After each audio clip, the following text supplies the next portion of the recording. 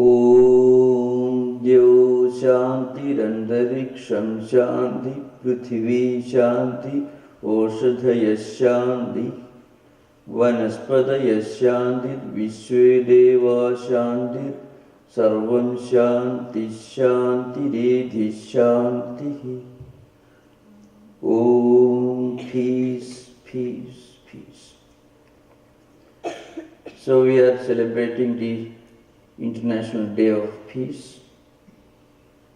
When you talk about peace, I am reminded of one ancient message from the Vedic sages of India. The prayer that I recited just now is from Yajurveda and also is found in Rig Veda.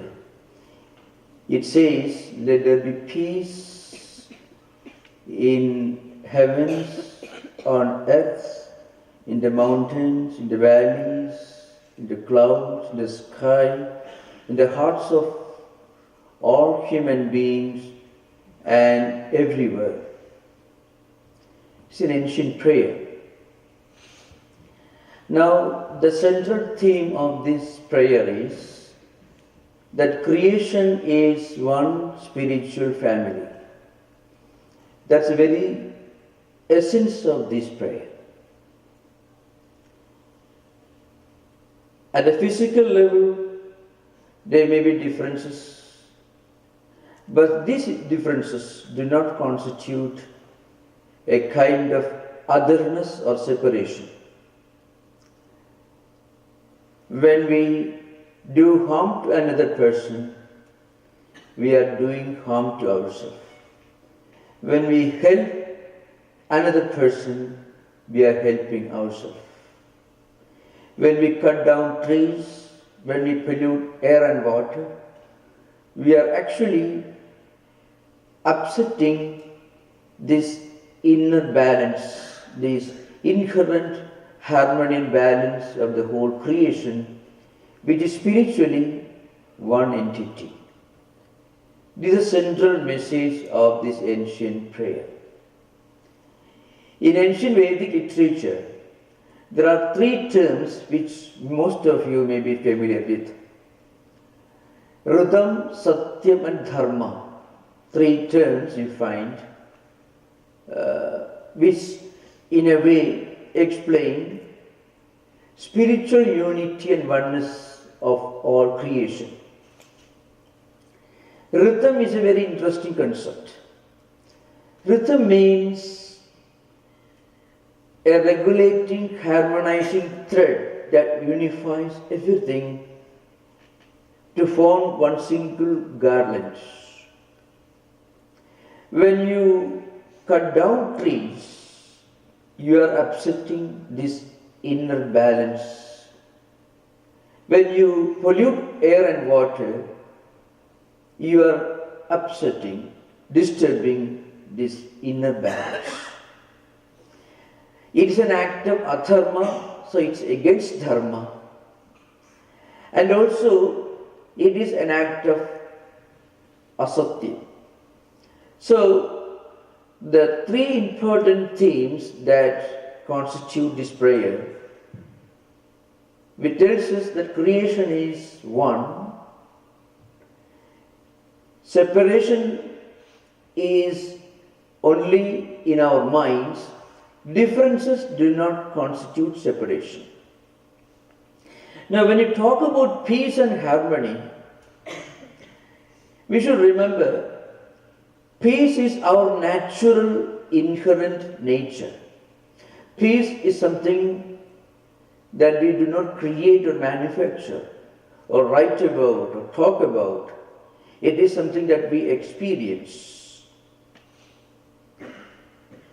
But if you look at the history of human civilizations, the history of human civilizations is a history of conflicts. From one perspective, there have been wars, bloodsheds and conflicts in the name of religion, in the name of wealth, for greed, and also for power and domination. This is what we find in history. So you can see a kind of contradiction. I said that peace is the natural state of human mind. But if you look at the history of human civilization, we read and hear a lot about not peace, but about conflicts. So why this contradiction? That's because the human greed, the insatiable thirst for power and wealth, create conflicts in our mind, create conflicts between nations and nations, between cultures and races. As a result, very often people feel conflict within, and these conflicts reflect or they become conflicts on a larger scale. So what happens is, we become conditioned by what we need at a purely material level. The human greed for more wealth, more power, more prosperity, and more success create conflicts in our mind. Success is not always success unless success creates peace and contentment and lasting satisfaction in our hearts. We frequently talk about scientific and technological developments. The human genius, the human intelligence has created these marvels of scientific technological discoveries. More comforts, more enjoyment, more pleasure, and more greed, and greater domination and exploitation of nature. So we frequently forget this togetherness, this spiritual unity and oneness of creation. Human beings look upon creation as something that could be exploited, that should be exploited, using the gifts, the powers of nature, using the powers of science and technology. So our mind gets conditioned by utilitarian empirical values. We become conditioned. I think the greatest threat in modern times is the tyranny of utilitarian values. We want to judge everything by the yardstick of the amount of success, the amount of material comforts that they provide. Is a kind of utilitarianism, a kind of ultra-pragmatism. That's the curse of this 21st century. We judge everything by the yardstick of pragmatism, a kind of cutthroat utilitarianism or utilitarian values. Everything is judged in terms of so much of money, so much of comforts, so much of domination, so much of power that it gives us to exploit and to make use of this nature, the earth and water and air and sky, everything for increasing human comforts. And that produces not peace but conflicts within our mind. So the first remedy, in my opinion, for this problem is to get out of this tyranny, this dictatorship of utilitarian values and the state of mind being conditioned by utilitarian values. Mind can be our friend. Mind can be our best guide, teacher, friend. Mind can be a source of inspiration for all of us. Mind also can be our worst enemy. When mind is dominated by gross utilitarian values and values of pragmatism, then mind actually produces more conflicts and peace is gone. So, when our mind becomes a friend, then you find all conflicts come to an end. How to turn our mind into a friend and not our enemy? Mind becomes our friend when we feed our mind with good food. And what's a food for mind? Food for mind is thoughts. Just as when we eat poisonous food, the body falls sick. So also when we feed our mind with poisonous thoughts and ideas, especially ideas dominated by pragmatism and utilitarian values, then mind becomes our worst enemy. There will be no peace in human mind, more and more conflicts. So long as we are not contented, so long as we do not feel, well, I have got something and need not strive for more of these physical comforts. So long as we are not fully experiencing a kind of inner contentment, mind is always a big problem, mind becomes a tormentor. So, the one single remedy for conflicts is freedom from greed, and freedom from greed comes only when we become contented. So, I think that's the first step, contentment. A man or a woman who is a millionaire wants to become a billionaire. A billionaire wants to become a trillionaire. It goes on like that. Religions sometimes make us more greedy. Religions not always help us to attain this inner contentment. Spirituality alone can give us contentment. If you look at the history of human civilization, there have been more wars and bloodbath and conflicts and battles fought in the name of religion and on behalf of God. That's what happens where religion also becomes a tool for dominating not only human beings but also the whole creation. When we look upon the earth and sky, mountains and valleys, air and water, or even the animal kingdom, as something that God has given us to dominate over, to exploit and to make use of for increasing our own comforts, there will be no end to greed and there will be no end to conflicts. So, we need to develop an alternate paradigm. A paradigm that is an idealist, that is a kind of combination, a blending, a harmonious blending of the best of the modern science and technology and the best of the traditional spiritual values.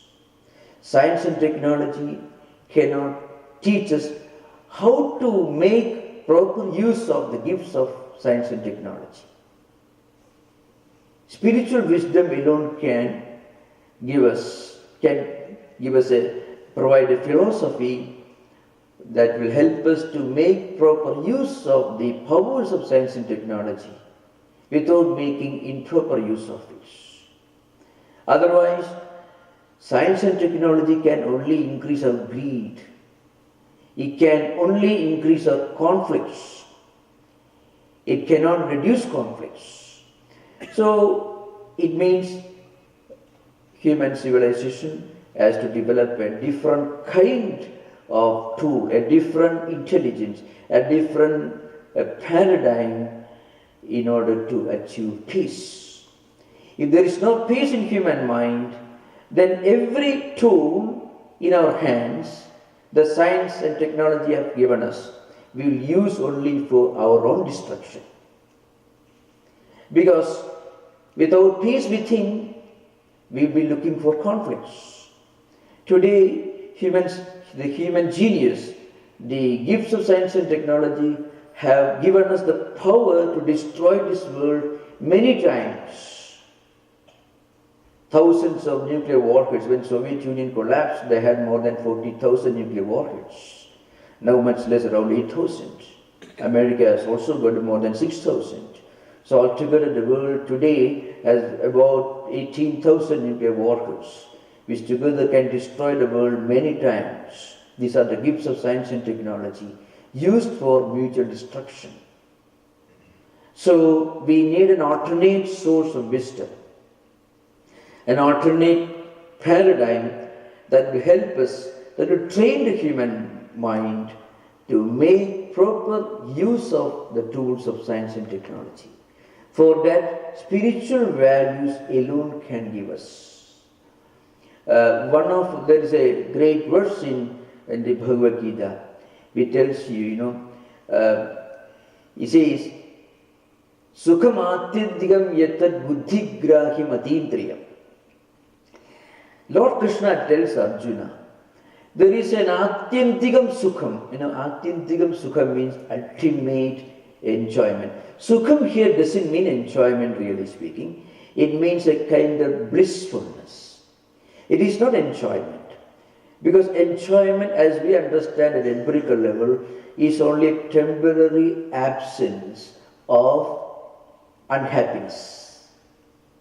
Happiness at the empirical level is not real happiness. It is only a temporary, momentary absence of unhappiness. So real happiness transcends both empirical, worldly happiness and worldly unhappiness. So that's called Atyantikam Sukham, a kind of transcendental sense of contentment. That transcendental contentment alone can really give us peace, lasting peace. So peace cannot come out of satisfaction at the empirical level. Impossible. So peace can come only when we go beyond desires. When we stop looking for empirical happiness, worldly happiness, when we stop searching or striving for happiness, then only we will get happiness. That's a real happiness which goes beyond happiness and unhappiness. So that's why Lord Krishna says, Sukham atyantikam yattat buddhigrahim atindriyam. So when we reach this kind of contentment, what really happens? Then we will feel love and compassion, a spiritual fraternity with the whole creation. When we have peace in our mind, when we realize that there is something in all of us, the divine reality, which is inherent, immanent in every being, and which is also omnipresent everywhere, then we cannot fight with anyone, we cannot have any kind of conflict with anyone, we cannot hate anyone, because by hating others, we'll be doing harm to ourselves. By hating another person, we'll be hurting ourselves. So this is the great message that comes from our Vedic Vedantic literature. This idea of the fundamental spiritual unity and oneness of creation. When we feel this, we feel natural joy and sense of fraternity and brotherhood and love and compassion and broad-mindedness with the whole creation. That's the only path for lasting peace in our life. When this peace really becomes a reality, when we experience this, then there will be an end to all conflicts.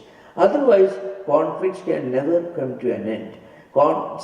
Peace cannot be created by institutions or organizations, philosophizations or lectures. Of course, these programs are great help. They are very important because they remind us of the limitations of the tools we are using right now. And they remind us of the need for working for a higher spiritual paradigm. Not religious paradigm, but a spiritual paradigm. Because spirituality is built upon the foundation of universal humanism. When we experience the presence and the reality of one divine spark present in all of us, and when we feel that the same God, we may call him God, we may call him Buddha, we may call anything you want, you call it Brahman or Atman, whatever we call. When we find that reality is present in us, and when we feel that reality is present everywhere, then we feel a peace because we don't feel there is anybody other than ourselves. Spiritually, creation, humanity, existence is one. I'm not going to quote a Vedantic message from Upanishads, but I can quote a verse from a devotional classic, Bhagavata Purana. There is a dialogue between 9 sages and the philosopher king, Nimi Navayogi Sambhadaka state. The king puts 9 questions, each question to each of the 9 sages. One important question that is put to them is this: who is the real devotee of God? The answer is not one who goes to a temple or a church or a synagogue every day on special days, one who worships God. That's not the answer given. You can find the highest philosophy of spirituality here, spiritual oneness, which is the only way to experience peace, lasting peace within. So the answer is given: Sarva Bhuteshu Yapashyet Bhagavad Bhavam Atmanaha Bhudani Bhagavadi Atmani Esha Bhagavadottamaha. Something very interesting. The Antariksha is the sage who gives the answer to the philosopher king. When you feel the presence of the divine, whom you are seeking in a temple or any place of worship or a church, wherever it is, when you feel the presence of that God, call him whatever you want, the transcendental spiritual truth, when you find that reality present in everyone, and when you find the presence, the existence of the whole creation in God, seeing God in everyone and seeing everything in God, a kind of spiritual oneness and unity, that's the only time when you can claim to be a true devotee. Esha Bhagavadottamaha means Bhagavatana Uttamaha. He is the highest devotee of God. You can see the dynamic, the universal spiritual ideal behind. When you feel a kind of spiritual oneness and unity, when you look upon the whole humanity, the whole creation, not only human beings, whole creation as one spiritual fraternity, that's a time when you deserve to be called a devotee of God. So, what it means is, when this happens, then we can't feel any kind of separation. So, your path may be different from my path. It doesn't mean that you are wrong, that I am right. It means you approach the same goal from a different perspective. Your approach may be different, but your destination is the same. So, this ideal of spiritual oneness and oneness of existence, when this happens, there will be peace within our hearts. When this happens, we cannot really have any kind of conflict with anyone. So this spiritual revolution has to start from within ourselves. This is a great message that comes from our ancient Hindu Vedantic tradition. Kind of universal spiritual message, that's what we get here. Now the question arises, is it possible in our times? As I mentioned earlier, when you look upon creation, I'm talking about the phenomenal world, the universe, constituting the earth and mountains and valleys and rivers and air and water, all this, as something that God has given us to exploit. If we look upon the whole animal kingdom as a gift from God, so we can kill and eat and enjoy, then there cannot be peace within us. If you look upon the whole creation phenomenon world as a gift from God, where man dominates over the whole creation, you can use the powers, the gifts of science and technology to exploit, to eat better food, to travel faster, to enjoy more, and to have a more comfortable life. So everything in creation becomes a tool for us to increase our comforts.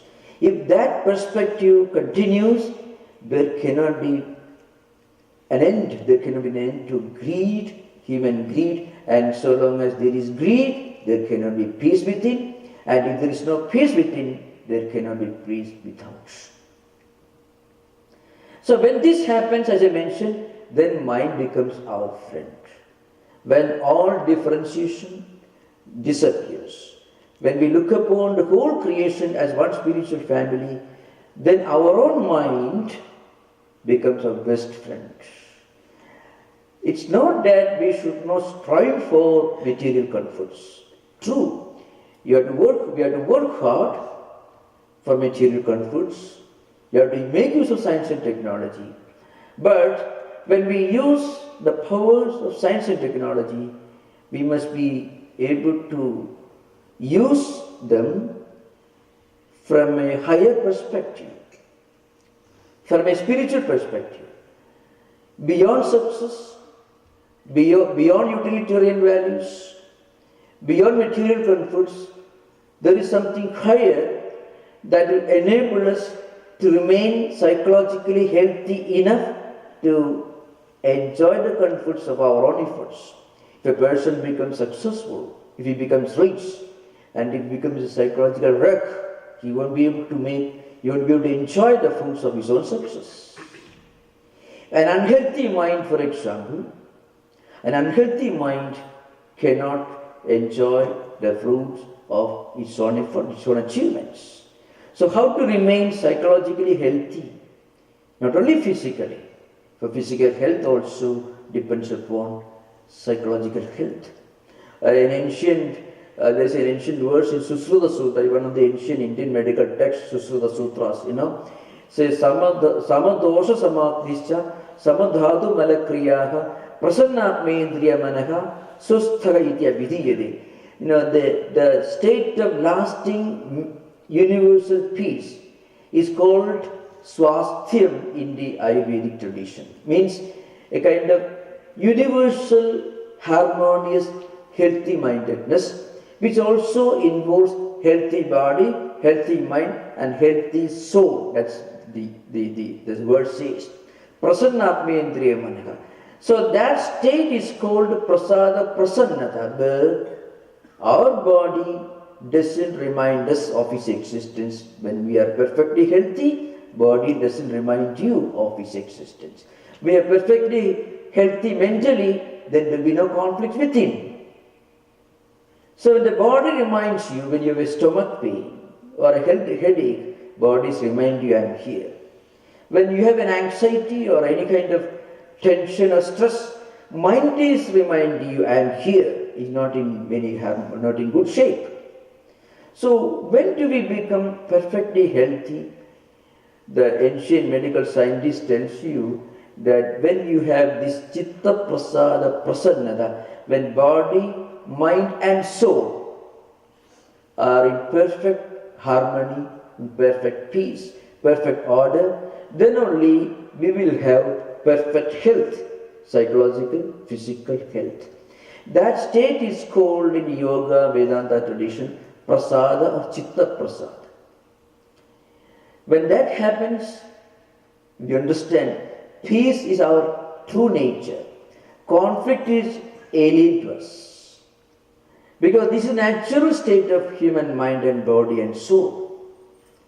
That means peace and contentment are natural states. Conflicts are the results of being conditioned by utilitarian values, pragmatic values. Pragmatism has its own importance and relevance, no doubt. But pragmatism can be a tormentor. It can be the death knell. It can lead to destruction of humanity. when you judge everything on the basis of empirical, pragmatic, utilitarian values. You don't care for anything unless it provides you some additional comfort in the form of more money, more wealth, more comforts. Then there can be no peace. Because no human being can ever reach a termination in his journey for physical comforts. The more you get, the more you want. So greed drags you further and further. So there will be no end to conflict within, so long as we are guided, we are inspired by utilitarian pragmatic goals. In actual life, utilitarian pragmatic goals in 21st century means more wealth, more higher job, and more domination. In all, that means all empirical worldly goals. Not that we should turn a blind eye to these things, but they should not be allowed to dictate you. Senses and sense objects, worldly pleasures and comforts should not be allowed to dictate us. We are something much more than mind, body and intellect. We have something deeper and transcendental within us. That is the divine reality. Vedanta is called Atman. When we realize this, then it's very difficult not to feel peace within.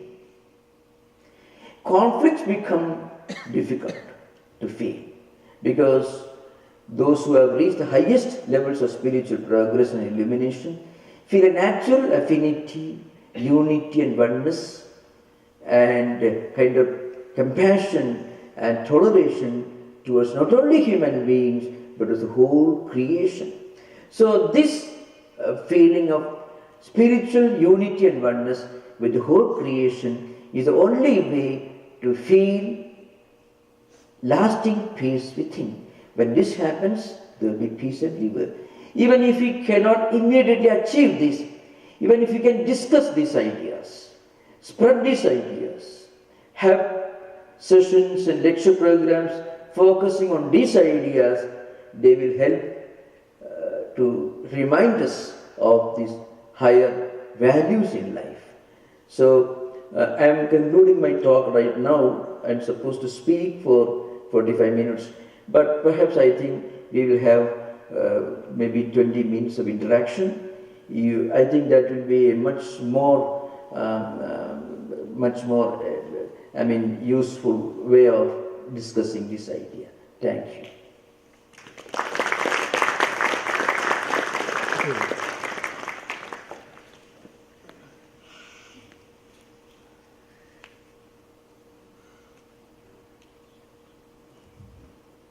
If there are any questions, please raise your hands. I can get a mic to you. Yeah. Swamiji, you mentioned one shloka from Vedanta. Yeah. And I think the same shloka Lord Krishna also said. Yeah. Yo mam pashyati sarvat sarvam chami pashyati. Yeah. Tasya aham na pranchami sacham na pranchati. Yeah. Yeah. So would you like to elaborate that also? It means the same thing. Yeah. Namam pasyati sarvatra. Okay, now, if a person can see God everywhere and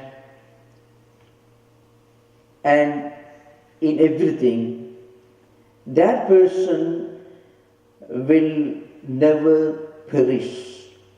But those who see differences will perish.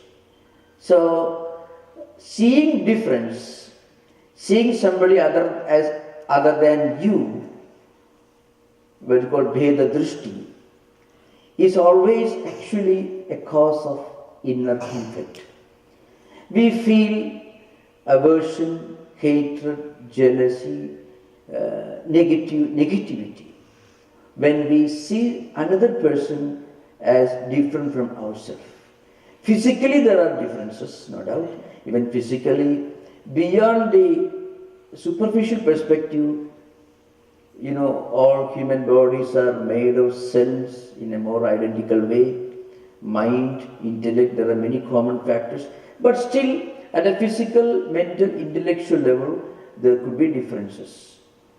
But when we look beyond that, then you don't see any differences. So a person, a person who doesn't see God everywhere and who sees God only in a limited place, that person is not an ideal devotee. But in the Bhagavad Purana it says, Archayameva Haraye Pujam cha Saddhaye Hade Nachatat Bhakteshu Sanyeshu Yakarodi Saprakritaha. So Prakrita Bhakta means Prakritehe Prathama Bhava means the primitive, the first stage of spiritual life. He may worship God in a temple, but outside the temple he can't see the presence of God. So that is it's like kindergarten in spiritual life. So as you evolve in spiritual life, even as you evolve in culture, in cultural refinement, there is a gradual evolution from many to one, from gross to subtle, and from without within. So, aham sarveshu bhudeshu bhudatmanam kritalaya. Bhagavad Purana again says, God has created a temple, kritalaya, where sarveshu bhudeshu. God has created His temple in human hearts, not with concrete and mortar, but with devotion, mental purity, devotion, noble life, unselfishness. These are the raw materials out of which God creates His temple in our hearts. So, the idea that the God whom you are searching is actually residing in your own heart, and every attempt to see God outside is only prelude, is only preparation to eventually seeing the same God within our own heart. We begin by worshipping outside, by when we do our Vata mantras, what we do, we are invoking the universal, omnipresent, all-pervading divine energy to be present on the image or a photo, whatever may be. Eventually, we should be able to manifest the presence of that divine within ourselves.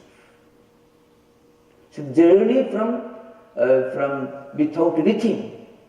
All external rituals are necessary, but beyond the rituals, beyond external practices, beyond mythologies and philosophical discussions, when we reach the experience level, then we are not in conflict with the rituals, we transcend rituals. So when you reach the university, you are not in conflict with what you study in the primary school, you go beyond that. So essentially, it leads the idea that creation, existence is essentially one. That should become the guiding motto for any kind of international organizations. Because otherwise, so long as we look upon creation, we look upon nature and water and trees and mountains and animal kingdom as God's gift given to us to kill and exploit for our own comforts, there cannot be peace actually, because that will always keep the fire of greed burning in our hearts. Greed comes to an end only when we look upon the whole creation as one. And so long as there is greed in human hearts, there cannot be peace. See, Dev Shanti, Antariksham Shanti, Prithvi Shanti, Roshadaya Shanti, Vanaspadaya Shanti, you find everywhere there should be Shanti. But when do we experience Shanti or peace? When we stop seeing difference. Recite it.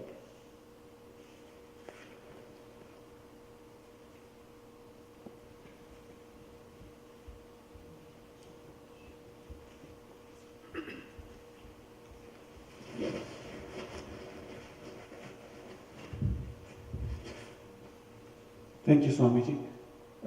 One question that I have is, when our kids come from school, during the day they have met a lot of other kids, and they are in a different environment all throughout the day. But when they come home, what's the one thing we can do as parents to restore them to like a peaceful state?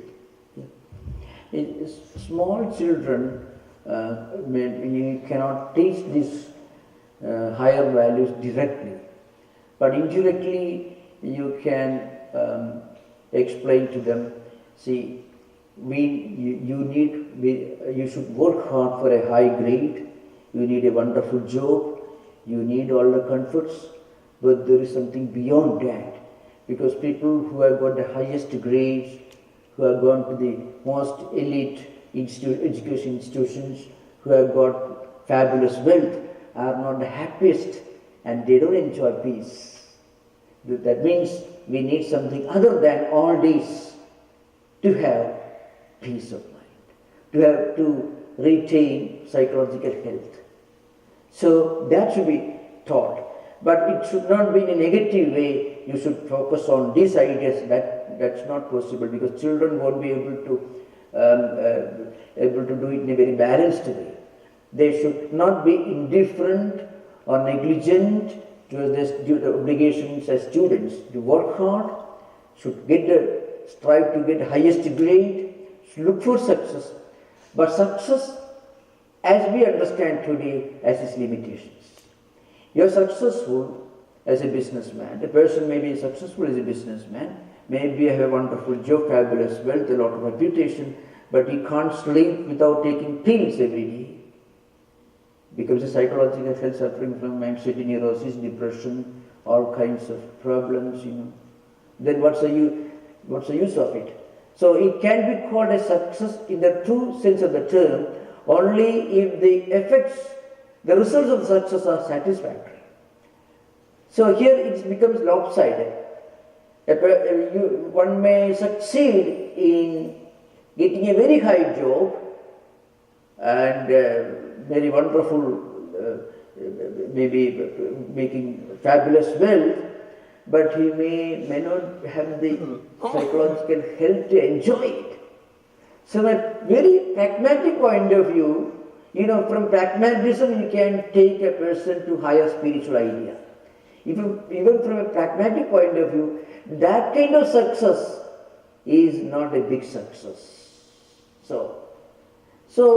And you can give examples, countries like Japan, Sweden, Holland, where they have reached a very high level of universal education, insurance, government is taking care of everything, Medicare, everything. But Japan is perhaps ranked second in the world in the number of percentage of patients suffering from depression. Old age homes are full of people suffering from depression.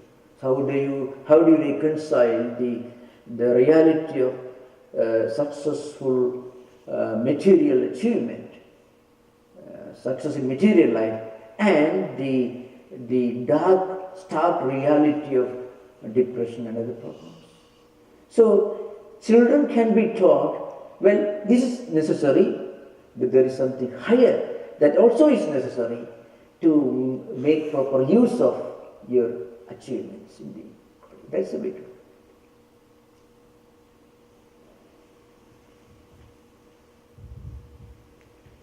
Namaskar, Swamiji. In your speech, you have mentioned to set an idealistic paradigm for the spiritual. Can you give some salient points so that we will follow those? Yes. Okay. Thank you. Right. Well, in today's context, I would say, today, of course, you cannot really draw a line of demarcation between the Oriental and the Occidental, West and East, and you can't do that. Human society has become so global. But I can I'm just quoting one statement from Vivekananda. Maybe it was more relevant in those times. What Vivekananda says, in a different sense, it is more relevant today. What he says, what we need today is a harmonious blending of the best of modern Western civilization, like scientific skill, innovation, science, technology, rational temperament, and so on, and our own values, spiritual values. This is from Vivekananda. In modern context, we can say we cannot really draw a line of demarcation between the Oriental and Occidental. To be very frank, if you go to some Indian cities, just like any American city, so you can't see. And if I go to some American cities, people pay a lot of attention to spiritual values, meditation. You find. So there is no real line of demarcation in today's world. But what I want to tell you, by spiritual values, we can say sanctity and sacredness of the institution of family. That's very important in today's context. And that's one area where the utilitarian, the tyranny of utilitarian values is practically doing a lot of damage. Sanctity and sacredness of the institution of family life. That's a unique contribution of Oriental culture, the Indian, Chinese, Japanese, Korean, all that you find. Of course, they had their own problems, hierarchical tyranny, tyranny of old age, hierarchy, that was there, which actually killed the spirit of innovation. But still, in spite of all that, they could preserve some of their values because they had this idea that the institution of family is something sacred. I can quote from one of our convocation addresses in Yajurveda, Veda Manu Chacharya Andevasena Manishasti Satyam Vada Dharmam Chara, etc. A student who has completed his education in the Vedic hermitage is returning home to marry and starting his life in a normal citizen of the country and member of the family. He says, so Madhu Devo Bhava, Pitu Devo Bhava, Acharya Devo Bhava, Aditi Devo Bhava, etc. The convocation address continues, Yani Anavadyani Karmani, Dani Sevidavyani, etc. I want to focus on 4 important points. See, you should look upon your parents, mother and father, and your teacher, and your guest, of course, with the same respect and honor with which you look upon God. This is literal translation. What it means is, should not take literally, of course, what it means is a sanctity and sacredness that we attach to the filial relationship, the connecting link between different generations, brothers and sisters and parents and children. That is a bedrock of peace at home, really speaking. Broken families, children coming from broken families, whatever they may do, any number of the sessions like this they may attend, when they return home, the family's life is broken, there cannot be peace at home. There cannot be peace in our heart also. So, from a social perspective, peace starts in our home. And the foundation of peace at home in domestic life is a sense of sanctity and sacredness that we attach to the institution of marriage, the relationship between children and parents and so on. So, parents should give their children not only an education in MIT or Harvard or Stanford, they should also tell their children, teach their children these values. Otherwise, when they return from MIT, they won't recognize their parents. They will dump the knowledge home. And parents dump children in daycare homes to be looked after by paid staff. So children dump their parents in old care. This happens in a proportionate scale. So actually, this is happening all over the world today. So how to do that is to be discussed in a bigger platform. What I mean to say is a sense of sanctity and sacredness that we attach to the institution of family. And all the sacraments and all those which are associated with family structure, that's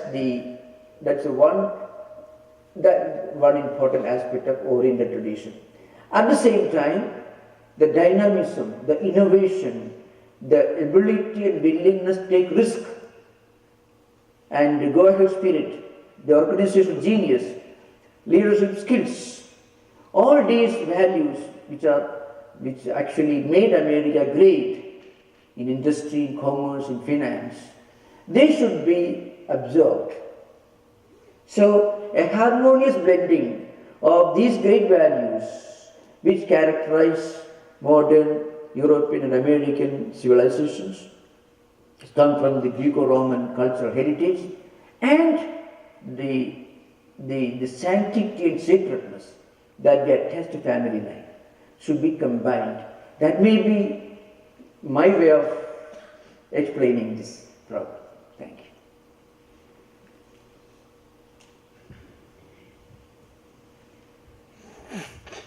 Thank you, Swamiji, for the good thought.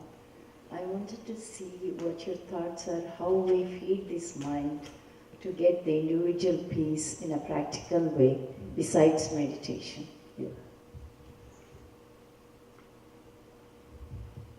You know, one source of problem in modern times is information technology, because it leads to the fragmentation of information and also fragmentation of human mind, and we lose the skill, a natural skill to contemplate, ponder over higher ideas when we learn everything from a computer screen. So this is a very serious and very direct impact of modern information technology. Fragmentation of thoughts, ideas, and also the mind system. So when that happens, we lose our skill to think deeply over whatever we study. So, but at the same time, you cannot avoid these things. It's part of a modern way of life. So I would say, along with this information technology, even while making the best use of the gifts of modern information technology, we must continue practicing some of the age-old ways of reading book regularly, swadhyaya, parayana, Sravana, Manana, Niditya. These are values that the problem is, if we don't do that, then many of the skills can get atrophied in course of time. Modern information technology cannot produce a philosopher in the true sense of the term, because you become a philosopher, you become a thinker.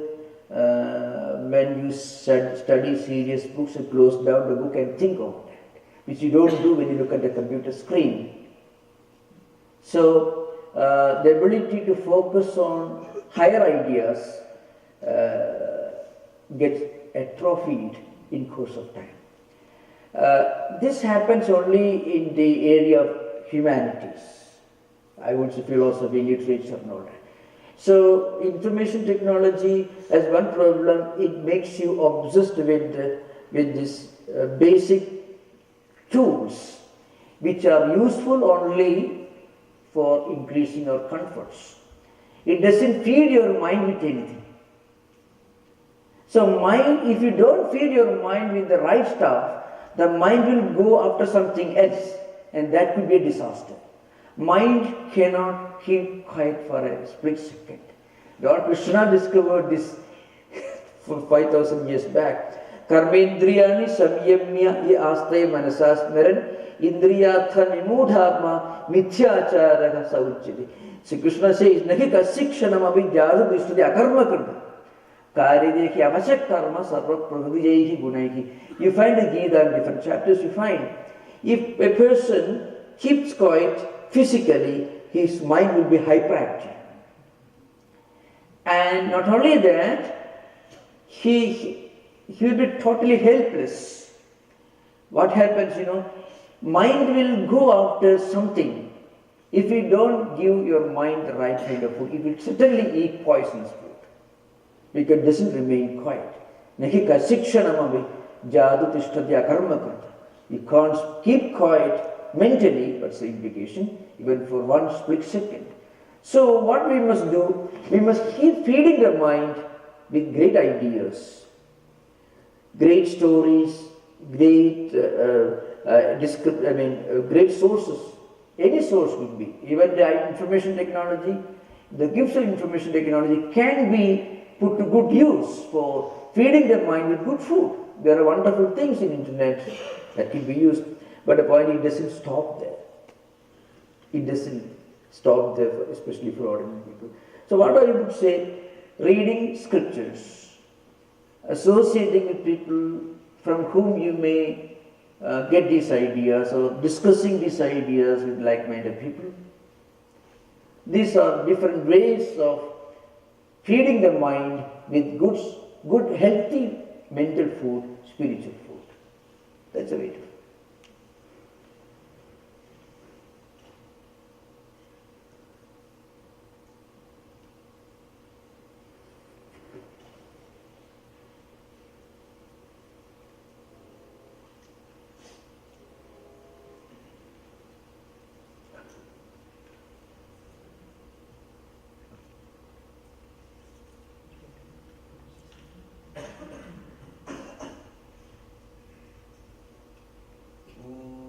Shanti, Shanti, Shanti, Hari Om.